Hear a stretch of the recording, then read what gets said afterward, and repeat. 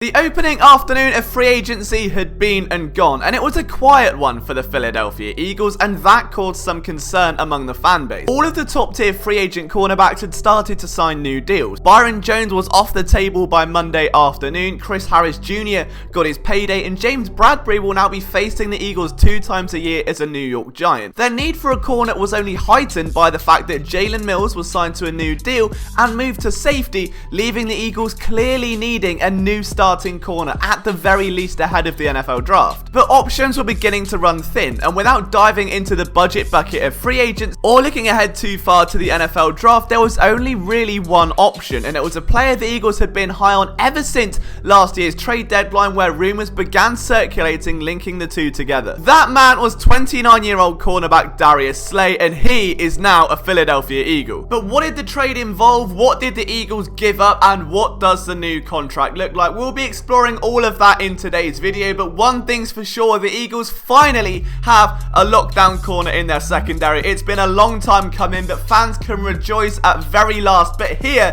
is everything you need to know. Before we get started, a massive thank you to every single one of you who's been along for this free agency roller coaster. It has been a hectic few days, and your support means the absolute world to us. If you're new around here, hitting that big red subscribe button would help us out a lot, and if you could leave a like, that'd be even better. But don't forget to drop your comments down below, and of course to get your daily dosage of Philadelphia sports coverage from phillysportsnetwork.com. Okay, so before we get on to the player himself, let's take a look at the trade. The Eagles sent a 3rd round pick and a 5th round pick to the Detroit Lions in exchange for the services of Darius Slay. Now, the 3rd round pick they're giving up is actually their highest. It's number 85, so it is not the compensatory pick. The Eagles do still have a 3rd round pick. We'll touch on that in just a little moment, but it's their highest 3rd round selection that they're giving up, so pick number 85.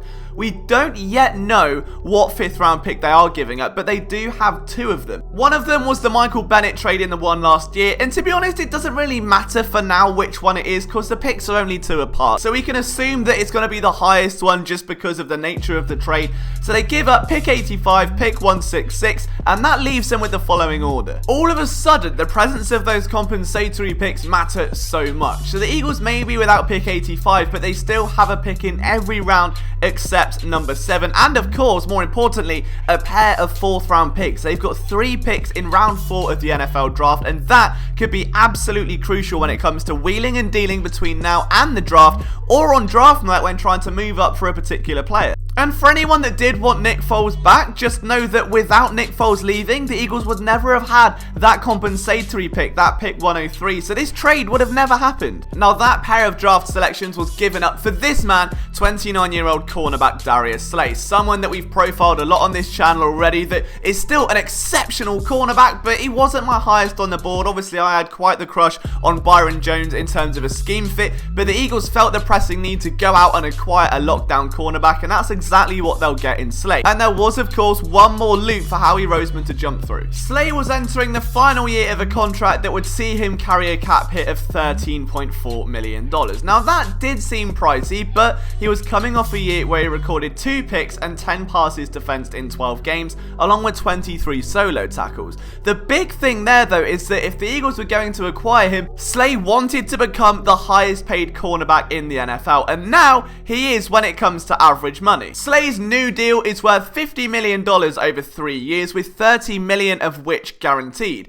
As for Byron Jones, the pride of this free agency class, his deal was 5 years, $82.5 million with $57 million guaranteed. So if you're to correlate the average values of those contracts, then Darius Slay is now the highest paid corner in the league technically. Now, this does pose a question: why would the Eagles give up a couple of picks and then pay Slay that money anyway, as opposed to giving Jones a bigger deal without that initial cost? And there are numerous reasons here. One of them may be, and I don't think anyone's thought of this really, that Byron Jones may not have wanted to be in Philadelphia. He did play for their arch rivals, the Dallas Cowboys. It may just be he didn't see himself as a fit in that city, which, do you know what, is absolutely fair enough. It takes 2 to tango. Jones wanted to secure the best deal for himself. He gets to move to a brand new city on the West Coast. It's sunshine, it's a new beginning, he's a cornerstone in that franchise, and the Eagles may not have wanted to guarantee that much money up front. As we know, Howie Roseman likes to look for every nook and cranny, any possible way way he can hide value or find dummy years or incentivize or laden contracts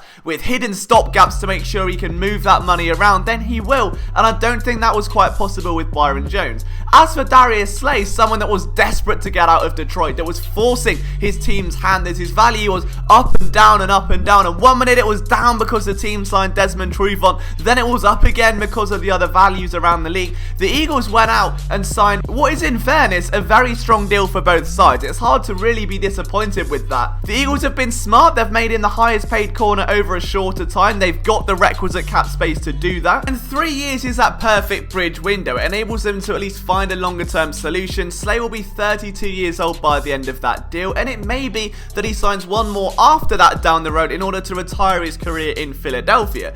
In that window, then, it's now down to the Eagles to find those developmental corners to raise up alongside Darius Slay and find that future heir to a CB1 throne. Is he already on the roster?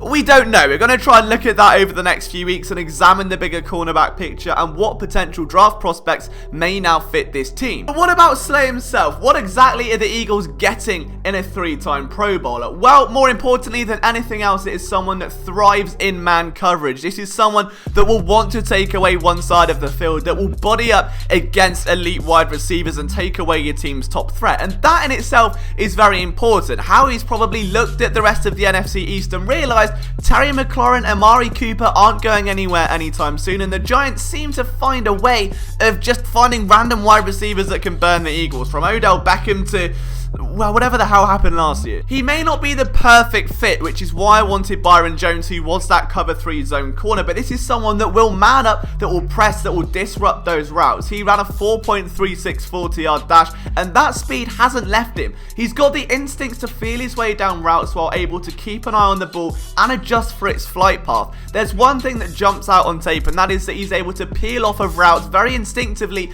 to pick off an underthrown ball or a pass that's meant to be going to an underneath target. He will fly down and at least try and make the tackle. Now, we'll get to that a bit later, but he's very aggressive at the line of scrimmage and is at his best when scanning the field and making those instinctive reads, peeling off an assignment and making a heroic play. That's why he's called Big Play Slay. Now, his production did drop over the last few seasons, and while this can be attributed to the defense struggling to battle against the tide, he's got 5 picks in the last 2 years combined after a stunning 8 in 2017. So ideally, you'd like to see a bit of an increase here, especially if the Eagles aren't going to pay him that kind of money. Now, he got 26 passes defensed in that 2017 season, but still only allowed a 55% completion percentage in 2019 and 46 in 2018, and only gave up 9 touchdowns combined in those 2 years. It's not bad. The only concern I have about Darius Slay is his tackling. He missed 11% of his tackles last year, and when watching the tape, as you know, if you saw the Byron Jones comparison video, there were some woeful efforts. Now, upon further discussion, it may well have just been that this relationship in Detroit was beginning to sour and it impacted his play, or maybe there were some behind the scenes things, we don't know. But I'd like to think that with Markin Manuel now in town, someone that has done such a great job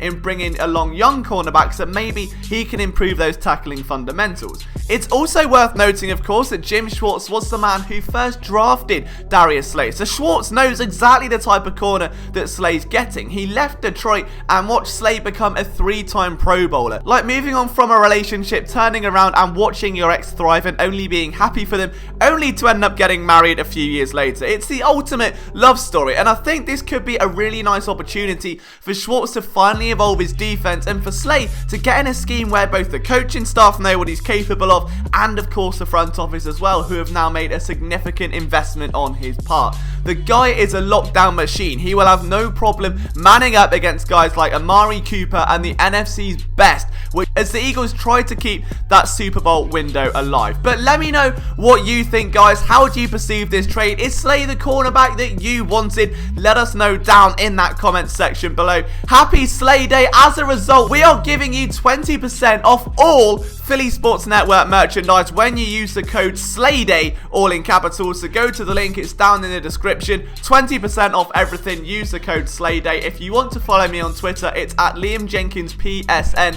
Thank you so much for all of your support. We're going to have film reams on both Javon Hargrave and Darius Slay, so do not go anywhere. I'll see you guys soon. Happy Slay Day.